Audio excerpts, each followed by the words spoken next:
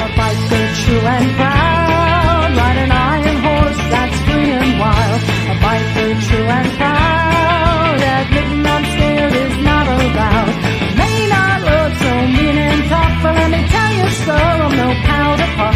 What it takes to ride, well, I got the stuff. I got what it takes to ride. Got what it takes to ride. Got what it takes to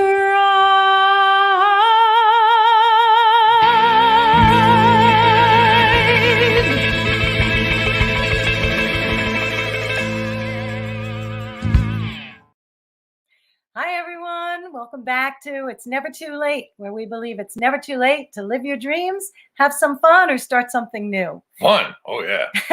Let's have fun. Tonight, we're going to be talking about our favorite topic. We wanted for years and years and years, we thought about riding our motorcycles cross country.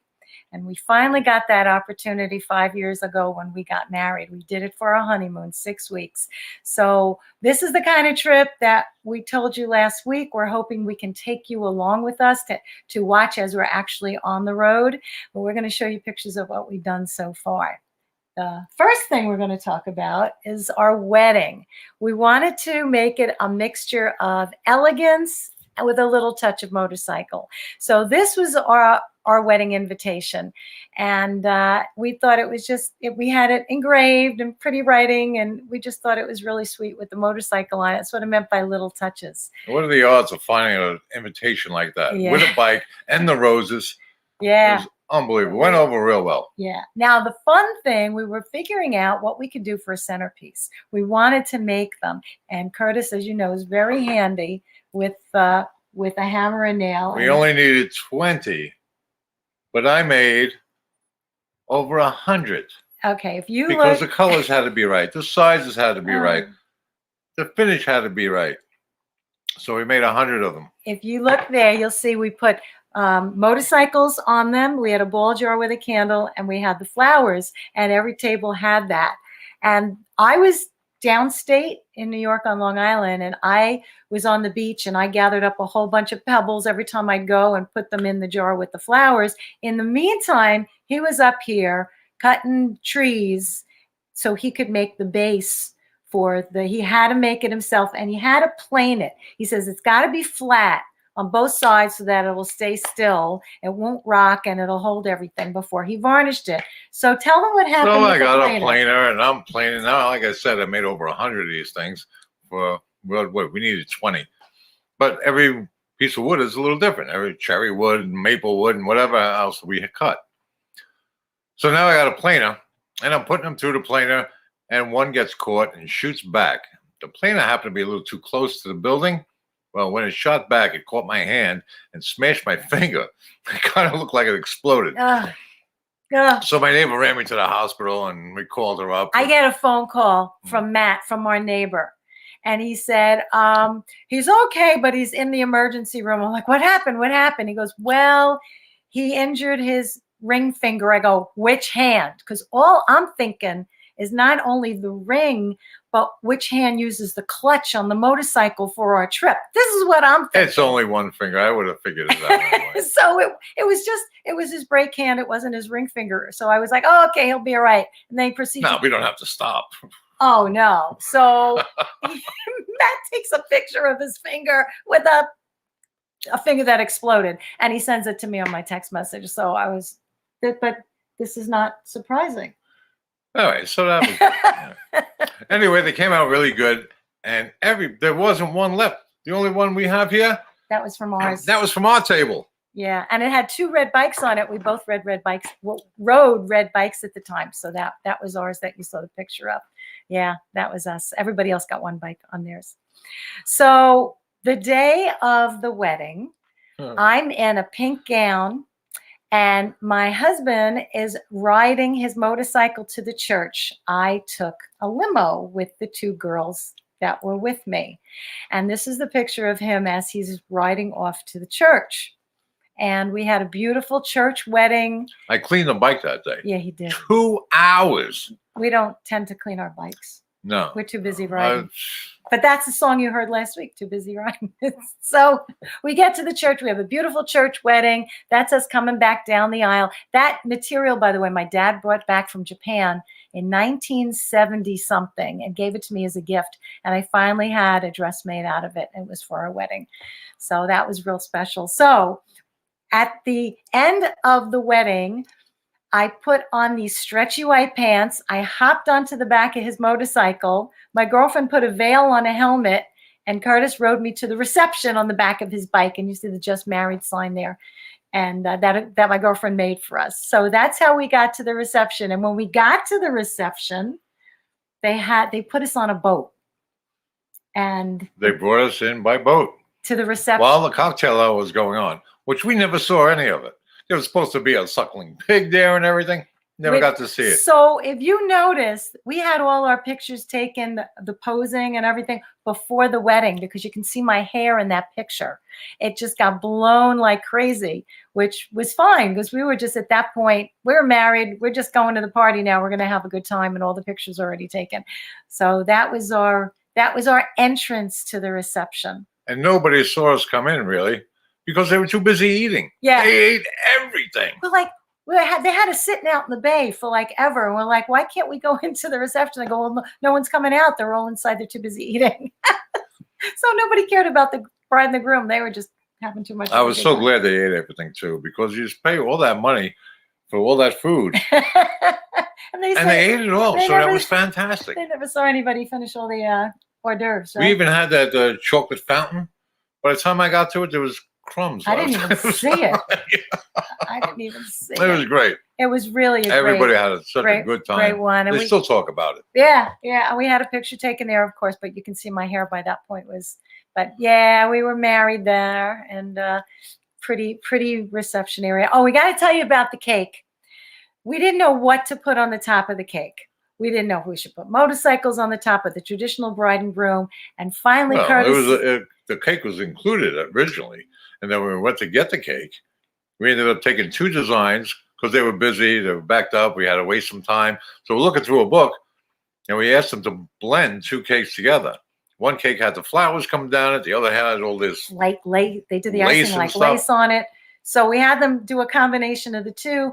And then Curtis says, I know what we can put on top, our salt and pepper shakers. So that became our topping. And they're both riding red motorcycles, and they're kissing. And we thought, what could be more perfect? So you'll see this elegant cake and the two little motorcyclists on the top. So that's what I mean. Like, we had these little splashes of motorcycle in there at this really elegant wedding. And it was so much fun.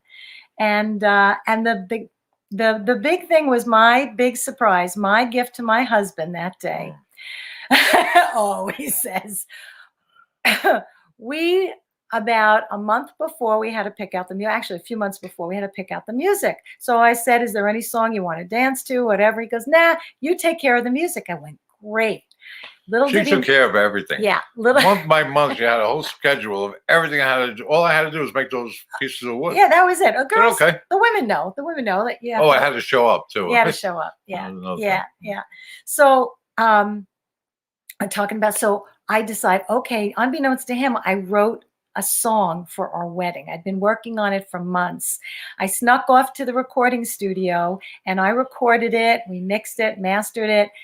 And I figured this is going to be my surprise to him that day. They'll play it. Yeah, that was a surprise, all right. And the day, 2 days before the wedding, something like the day or 2 days before the wedding, he says, I decided I want to dance to this. So what was it? Eric Clapton, You Look Wonderful Tonight. Right. And I said, no, you can't. There's another song for that. He goes, well, I want to dance to that song. I go, well, you can't. You told me I could pick it. He goes, well, no, I want to do that one. And I went, are you going to ruin the surprise? And he looked at me and he says, no, I guess not. So he's like. So now here I am. We're going to dance with my wife for the first time in public. And she plays this song that I had never heard before. You ever dance to a song you never heard before? And I'm like, at a wedding, all they want you to do is hold each other and kind of move a little bit. That's all. We're not doing the jitterbug. It's not anything big.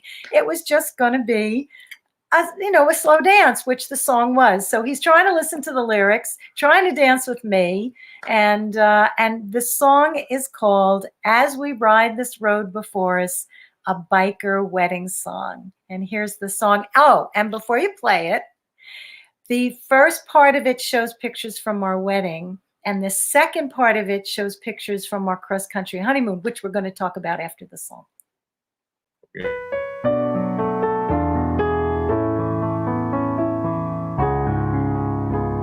Today I tell the world I love you.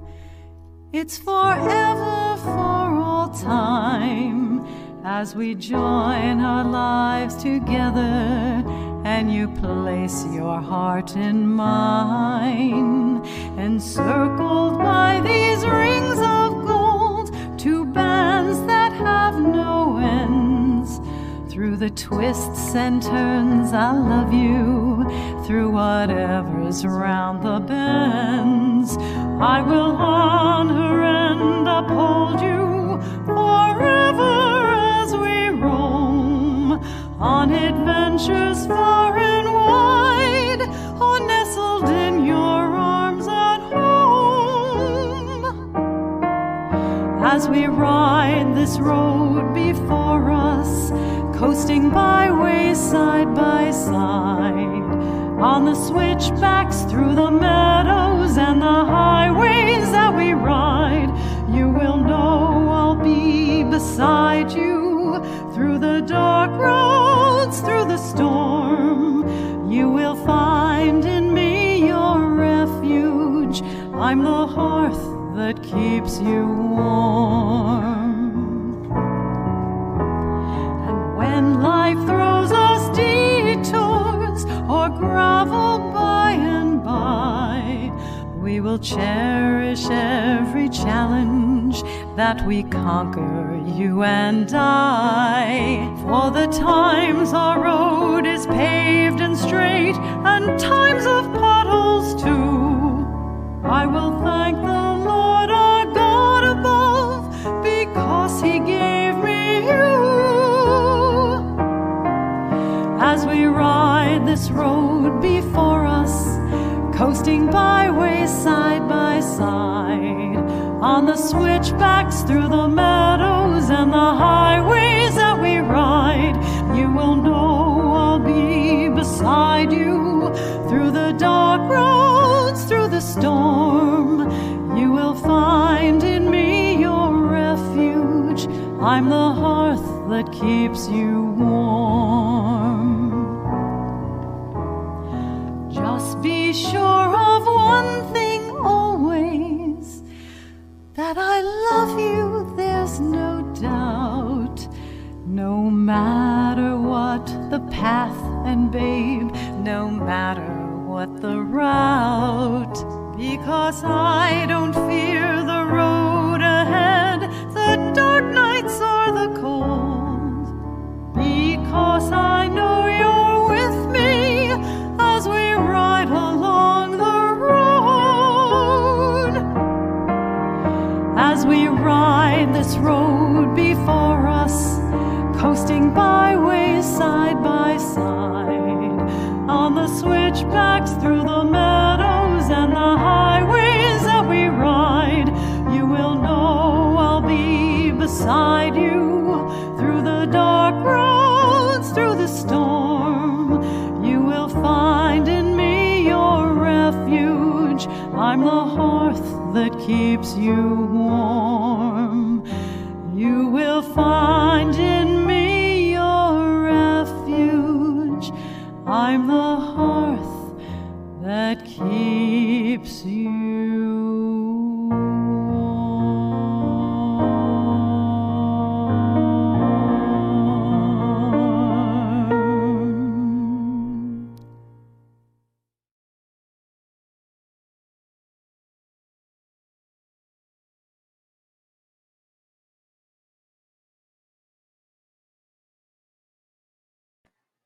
Yeah, that was all right.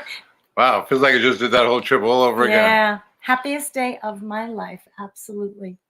So after that wonderful wedding, we started on our 6-week trip, and we invited anybody we knew who loved to ride as much as we do to come along if they wanted on our trip with us. So our really, really good friend Bob, he took us up on it, and he joined us for 3 of the 6 weeks. And he was a master at finding back roads and wonderful roads. And he Don't taught forget dirt roads. and dirt roads and gravel roads. He loved taking those. So we had a fantastic time with him. And we first stopped at, you have to, on your honeymoon, it's kind of like required. You got to go to Niagara Falls. So that was Slowly I turned. So that was the first place we had to stop, was Niagara Falls. And then we shot over to Michigan.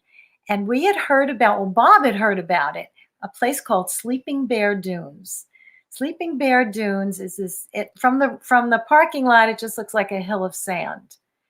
But you walk up that and you have no idea how much sand is there and how long it takes to get to the top. I think it took us a good half hour to get to the top. To the first marker. To the first marker. So People that live there get lost there. yeah, they say you have to be really careful. People, they've had to like call helicopters to find them, because you would Helicopters. think If I dropped you off by helicopter, you would think you're in Saudi Arabia or You something. would, you It's would. huge. It's amazing. And that was the first marker out of 20 something. Yeah, something like that. 21, Yeah. 26 markers. That's the first one. We were already exhausted. Bob was no way doing this. He waited down in the parking lot for us. So we took the picture to say, okay, we made it that far. And then we, That's on the west coast of Michigan. yeah, it was really something to see that. See, all these things, we had no idea. We knew America was beautiful. We had no idea how beautiful, how many amazing things. That's why we want to do it again and again and again, and take you with us as we do it and discover things, because he is the master of finding things that you otherwise wouldn't find. You planned a lot of that trip. We were members of the American Motorcycle Association too. And in the magazines, you'll have other members write in stories about roads that they've taken. So that helped us put the trip together. It did. We would say, oh, that sounds interesting. And for a year at least, maybe 2 years, we were planning exactly where we wanted to No, go. she was planning. She collected all of that stuff. I'm the itinerary person, as you heard last week. I got to have the itinerary. But we did, for a while, we had a bit of an itinerary where to go. But we discovered so much more than that. See, we had to change our route too, because originally we were supposed to go to Sturgis, and then go out to We were going to do Mount. Washington and Oregon, and then Glacier National Park.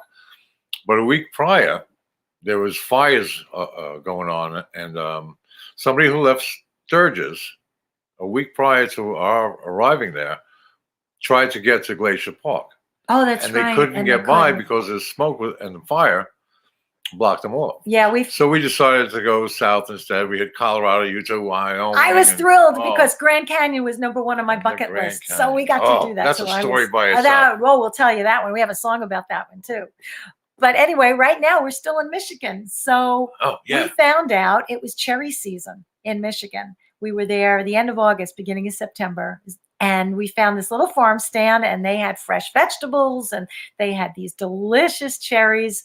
And so we stopped to get some of Harvest that. time. Yeah.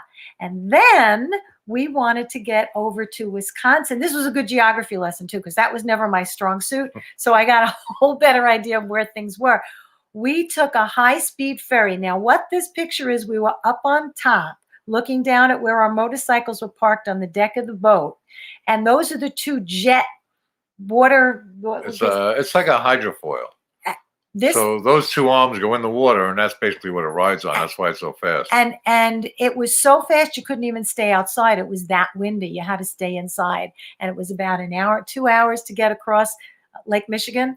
And we watched a movie because you couldn't go outside. It was too windy. And then we ended up in Milwaukee. We ended up in Wisconsin. And of course we had to go there because Harley Davidson Museum. we had a blast. You could see every bike they ever made, the history of it. Where they first started making them was like the size of our shed, right? It was Yeah. 12 by 16 is how they started making motorcycles until they became Harley Davidson. Oh, you They can make sit, scooters too. You can take a friend along. you can sit on the bikes and the scooters, and of course Bob was a real cut up and a card, and so I had to take that picture of them clowning around on the scooter and sent it to all their biker friends. Had Remember, to do you have that. to have fun no matter what you're doing. Have to have that. So when we were at the museum, you could take a tour of Milwaukee from that left and came back to the museum. So it was called the Cheese, Beer, and Brats Tour. Right. And that's at the cheese market. That's where they gave us lunch and a bunch of brats, and not everybody drank all the beer. So I grabbed the last couple of guys and said, come on, let's finish up all these beers. So we finished the beers. Now, that day, she wasn't drinking. And So we go to a as soon as you get on the brewery. bus, they give you 2 beers Oh, I forgot about that. with 2 koozies. So I had 4. Yeah. Okay, that's great. So then we go to the What? cheese, the tour, and we had the lunch. We had a couple more beers. Then we go to a brewery. Lakefront Brewery. Oh, that was really great. Yeah. Because then they gave us, was it 2 nickels each? They gave Yeah, us they gave us 2 wooden 2. nickels. And so I had 4. Again, they made a mistake on my first one. So I had 5 there. By the time we got back to Holly, I was feeling pretty good. They couldn't ride. We had our bikes there. Luckily, it was bike night.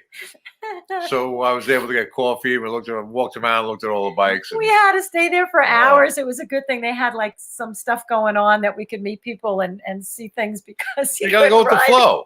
And it was fun. I had fun. And the coffee helped them after a few hours.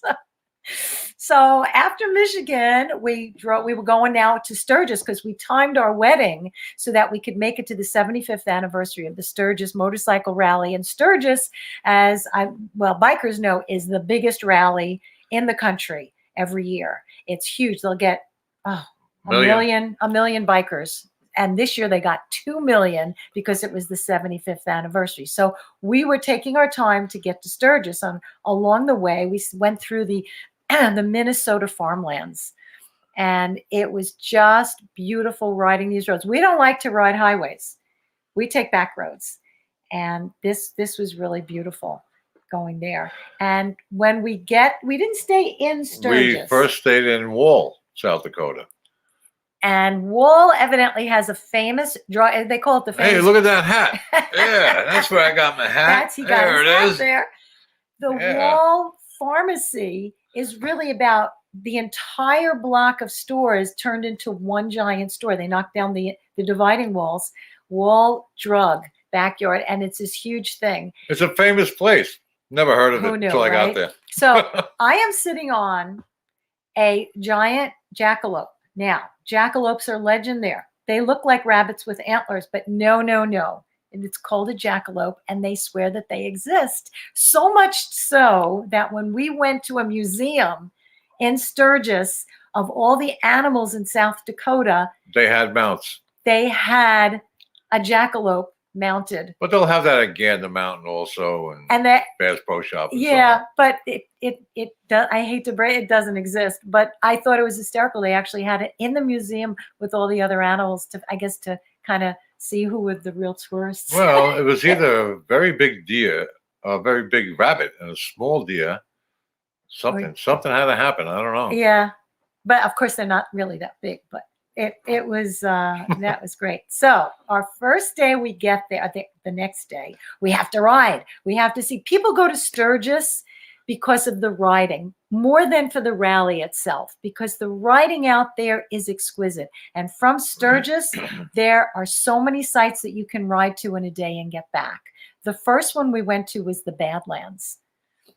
And that's the Badlands. And we found out why they call it the Badlands. Well, by myth, they say all the bad guys, the bank robbers and stuff like that, would go in there and hide out. But that's not the true story. No. Tell them the truth. We found out that the reason it's called the Badlands is because you can't grow anything on it. It's bad land for growing stuff. And they didn't live on it. So that's how it got its name, the Badlands. And it's This is a country full of farmers. That's how we originally started here. Yep.